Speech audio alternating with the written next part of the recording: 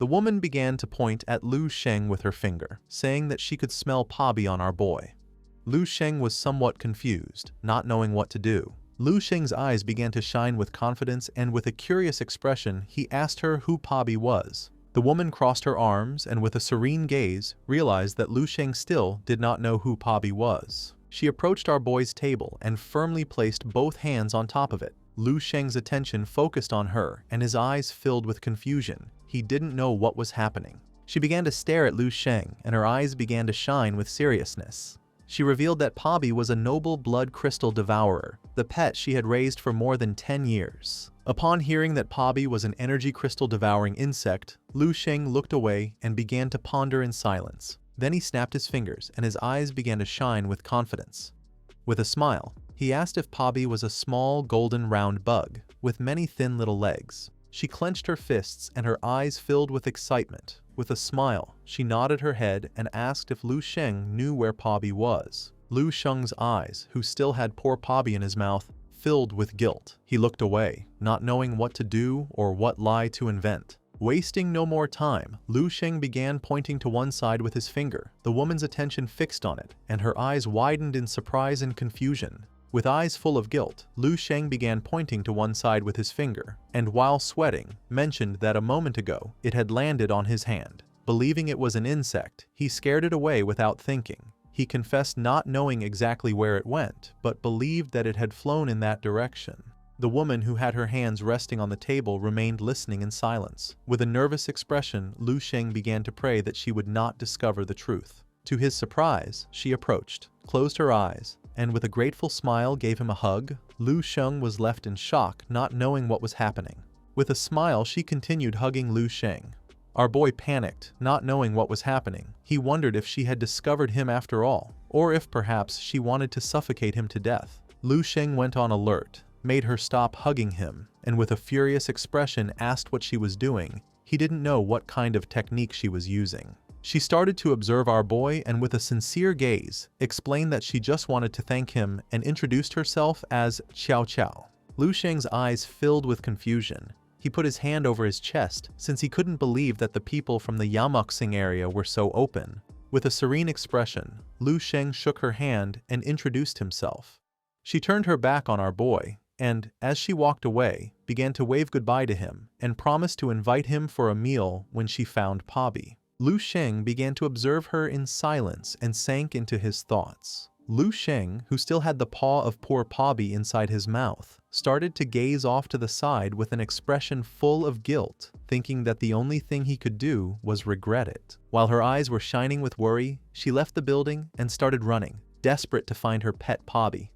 She would probably never imagine that her beloved pet Pabi had already been devoured by Lu Sheng, and that it had even helped him generate 2 immortal cells. This was remarkable because due to the special hardness of crystal devourers, it was impossible to penetrate their defense without level 11 strength or higher. With an expression full of guilt, Lu Sheng began to touch his head. He admitted that moments before, he did not have the courage to tell the truth, mainly because he did not know how to explain it. He could not simply confess that he had eaten the pet she raised for more than 10 years as if it were a snack. That answer would have been too horrible. Lu Sheng stood up, but just then, a maid approached him, lowered her head before him, and caught his attention. Our boy's eyes widened with curiosity, and his attention was fixed on her. With a serene expression, Lu Sheng asked her who Xiao Chowo was, since according to him, she seemed like someone very special. The maid raised her head and began to observe Lu Sheng. She began to imagine Xiao Chowo smiling. With a nervous gaze, the maid revealed that she was the only daughter of Count Sisi. Upon hearing this, Lu Sheng's eyes widened in surprise and confusion. He knew that even Lan, the level 11 officer, was only a baron of the star. The title of Count was 2 noble ranks above him. With a curious gaze, Lu Sheng put his hand under his chin and began to ponder. For him, it was not surprising that she could stroll through the city hall as if it were her backyard. He felt great relief for not having told the truth, as he sensed that the value of this insect was immense. Perhaps not even the 10 million Lan gave would be enough to compensate for it. At that moment, someone appeared behind our boy, and upon feeling the powerful energy, Lu Sheng turned around and fixed his attention on them. He did not know what was happening. It was Lan. While his eyes were shining with joy, with a smile, he noticed that Lu Sheng had already finished all the paperwork and signaled him to leave. Our boy began to show a smile and remain silent. Both left the building and started walking. Lu Sheng turned to him and with a kind smile asked if he knew what an energy crystal devourer was. Lan's eyes widened in surprise and confusion. He didn't understand how Lu Sheng could know about this if he had just arrived at Xingkong. He began to observe our boy and, with a serious expression, explained that it was a type of quite magical creature with a docile nature. He detailed that, upon reaching adulthood, it could have power level 10 and even level 11. Because of this, many nobles of Xingkong liked to buy one for their female relatives, making it a very popular pet among the noble ladies of Xingkong. While they were walking, with a curious gaze, Lu Sheng asked if they were expensive. Lan turned to him and nodded his head, confirming that, of course, they were. He explained that the cheapest ones cost several 100 million black crystal coins, and that some with precious lineages equaled the value of several living planets before asking him why he had this interest. A smile spread across our boy's face, and he explained that he had just heard about them and was only curious. Lu Sheng's eyes filled with fear, and he began to feel dizzy at the thought that any specimen cost several hundreds of millions. Lan, who had her arms crossed, began to observe our boy in silence. With a serious expression, Lu Sheng rested his fist on his forehead, realizing that just those 2 bites had consumed several hundreds of millions of black crystal coins. He regretted not having chewed it more, as he really didn't understand the prices of the aliens. At the same time, in the law enforcement department of the main star of the White Mist Star region, while one man was sitting, another began to approach him. The white-haired man was browsing through the system window with a confused expression. He asked the other man if it was true that there wasn't a single scene from the process of capturing members of the Red Eyes pirate gang, and that the written explanation was only a few lines. Langa placed his hand on his chest, bowed his head before him, and with a sincere expression explained that the documents sent from Yamu Zone were only these. He added that he had been pressuring them to deliver something more complete, but for some reason they always evaded it and said they would complete it later. The man began to observe attentively with a serious gaze. Then he began to look at the ground, realizing that something was not right. He began to stare at Lan, and while his eyes were shining, he made it clear that he did not believe the Star Zone would give them credit for free, as he was sure something strange was happening. Because of this, he ordered him to contact the law enforcement department of the Yamuksang Zone in his presence to demand to see the full documents immediately. Lanja's eyes filled with fear and confusion. He began calling Officer Lan. Lan's hologram appeared on his watch. He crossed his arms and greeted Lan Ge.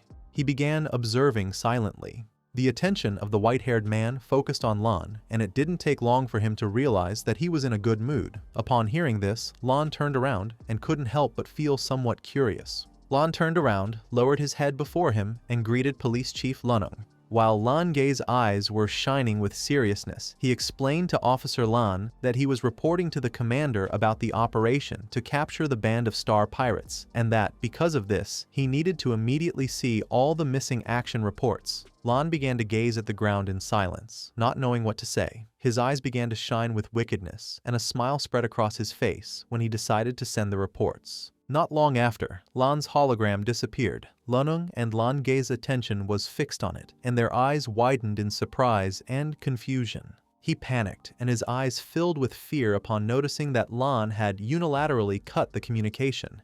He knew something was not right. He was sure that Lan was hiding something. With a furious expression, Lunung slammed the table hard. He shouted at Lan Ge that he was an idiot for just realizing the situation, making it clear that people from the Yamu area were always full of conspiracies and deceit, and without a doubt did everything possible to hide something. He reproached him for not having gone personally to check the scene, stating that this was going to cause a disaster. With a gaze full of guilt, Lan Ge lowered his head before him and asked for forgiveness. Deep down, he knew that the people from the Yamu area could not be so generous, cursing those bastards. Not long after, a message appeared in front of him. Upon seeing this, his eyes widened in surprise, realizing it was the documentation sent by Lan. With a serious gaze, Lunung gave him the order to open the message. With a nervous expression, Lan Ge decided to obey. When he opened the message, his eyes widened in surprise and fear, leaving him in shock. Several system windows with information about the Red Eyes members and Lu Sheng began to float around him. Upon observing closely, he recognized one of them as Cursed Dagger, a member of the Red Eyes bandit group with a level 10 power. The system began to show recordings of Lu Sheng's combat against the pirates. Lan Gei's eyes expanded in fear. He was in shock upon realizing that Lu Sheng had eliminated him instantly. He wondered if he was a level 11 warrior and a new enforcer from the Yamu zone, since he had never seen him before. His astonishment was total when confirming that he had killed Gui Shi and Frando using only spiritual power. Lu Sheng extended his hand, and a burst of energy shot out toward one of the star pirates, burning his body. Lan Ge was in shock and began to sweat, as he could not believe that Lu Sheng had defeated Red Eyes with a single punch. It seemed incomprehensible to him that someone with a clear level 11 strength fought in such an old-fashioned way.